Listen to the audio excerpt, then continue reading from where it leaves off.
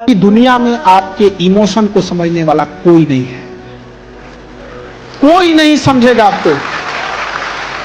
और लड़के गरीब अमीर खूबसूरत बदसूरत नहीं होते हैं। लड़के में बस दो ही चीज होती है, कामयाब है या बेरोजगार है।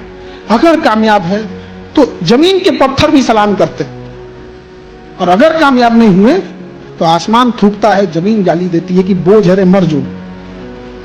बहुत तकलीफ होती है यहाँ पर। आप अपने आप को देखना, जब आप कामयाब हो जाओगे ना तो लोग गूंगे भी बोल पड़ेंगे क्या इंसान था। और नहीं कामयाब होगा तो कब्र में से निकल के कहेंगे सब बोझ है रे तू, आ जाओ मेरे बगल में गाली है। किस बात का डर है तुमको? अरे खोने के लिए है क्या तुम्हारे पास? कुछ है तुम्हारे पास? खोने के लिए कुछ है तुम्हारे पास? कुछ है? क्या है? अरे भूख से, थकान से, बुखार से क्या होगा? क्या होगा? मर जाओगे।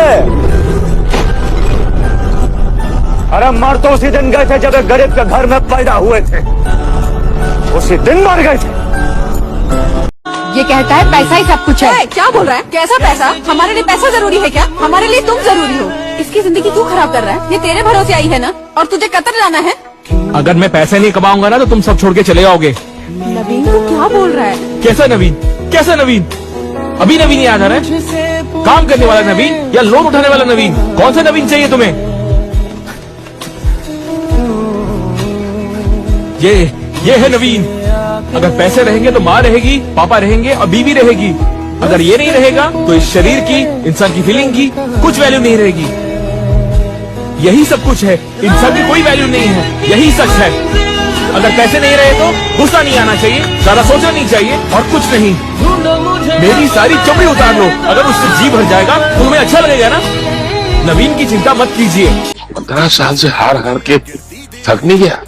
नहीं उतार जी, क्योंकि हार नहीं मेरी, हार मान ले पर तो है। क्या पता कब किस्मत पलट जाए। मजाक बंद कर रह जाएगा तू।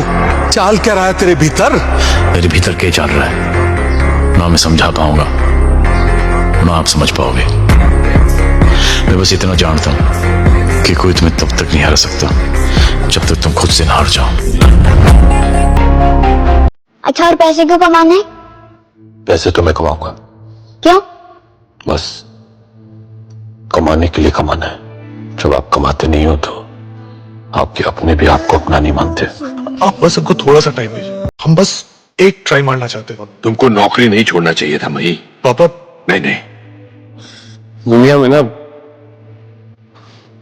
काम के अलावा आपका कोई सगा है नहीं।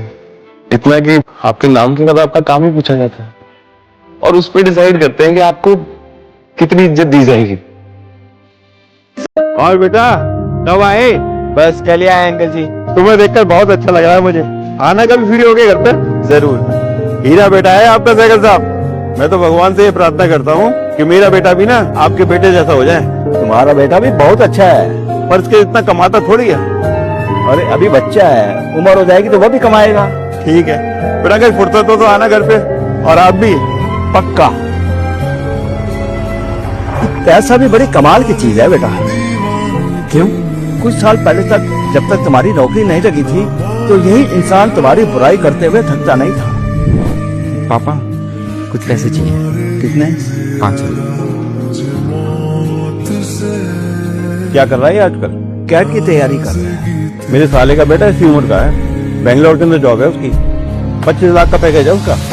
आपने बिगाड़ रखा है इसे। मुझे नहीं लगता जीवन में कुछ कर पाएगा। हमारा समाज आज ऐसा हो गया है बेटा कि तुम कैसे इंसान हो, कैसी सोच रखते हो, ये कुछ मैटर नहीं करता।